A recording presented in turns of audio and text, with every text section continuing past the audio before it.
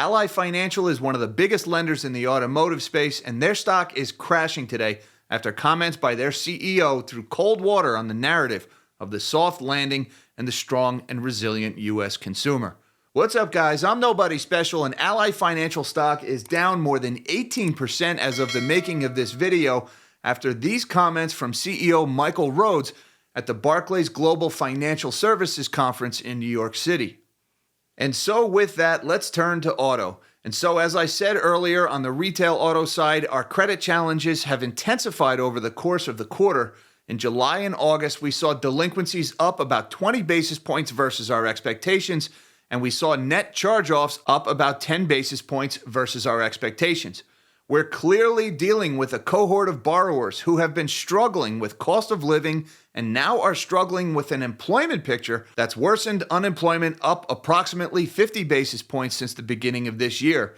In particular, we spent a lot of time looking at the late-stage delinquencies. So looking at 61-day plus days past due, and those delinquencies in particular, we're looking at because those reflect really kind of the pool of struggling borrowers.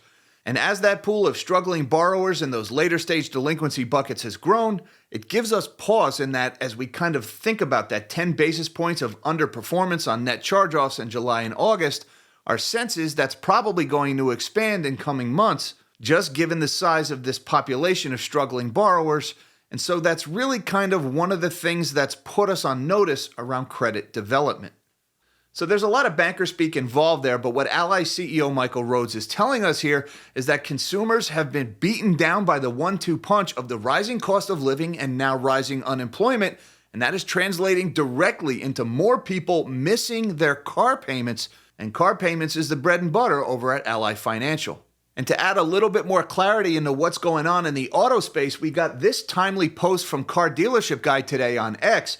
News: auto loan delinquencies keep climbing. Subprime delinquencies, FICOs with a 580 to 669 credit score, jumped by 26 basis points to 5.17% in August.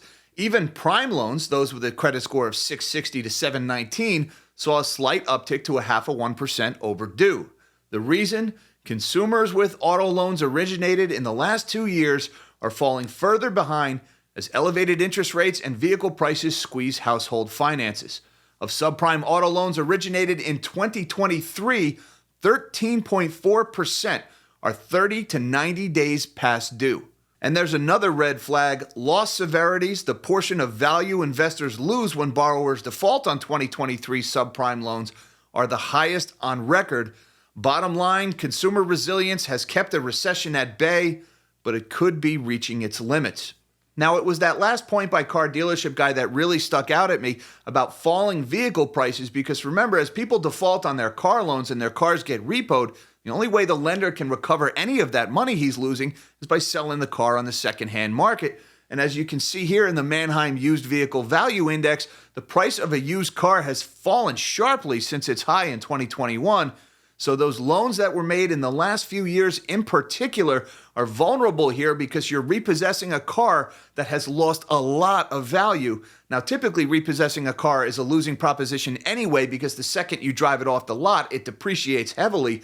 But this chart shows that has been particularly potent for these last few years. And also very important in that post from Car Dealership Guy was he made reference to those 2023 loans being more than 13% delinquent, and that is of particular importance when it comes to Ally Financial. Now, to understand why those 2023 loans are so important to Ally Financial, we got to set the table with this article from Bloomberg back in June of last year. Citizens Financial ends auto lending with car dealers as banks pull back. Fifth Third among lenders reducing origination in the sector, and KeyCorp previously sold an indirect auto loan portfolio. Citizens Financial Group is halting new auto lending it does in partnership with car dealers as financial services firms continue to curb their exposure to the sector.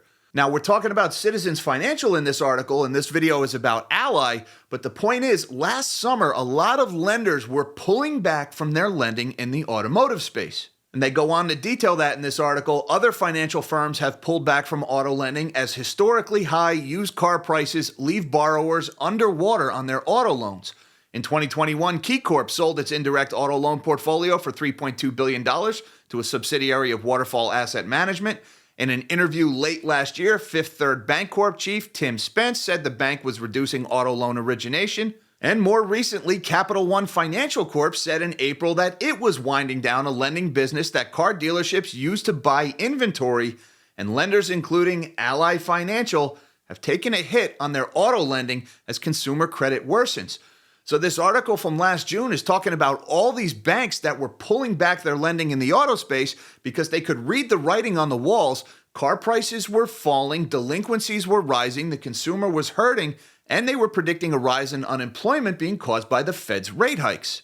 Now you'll notice that this article made no mention of Ally Financial reducing their lending in the auto space. And there's good reason why Bloomberg didn't mention that, because Ally Financial did not reduce their lending in the auto space last summer when every other bank was.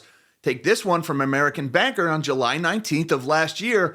Ally says auto market remains attractive since others are pulling back. Ally Financial continues to see the U.S. auto market as quite healthy overall, even as some lenders pull back and more consumers fall behind on their payments.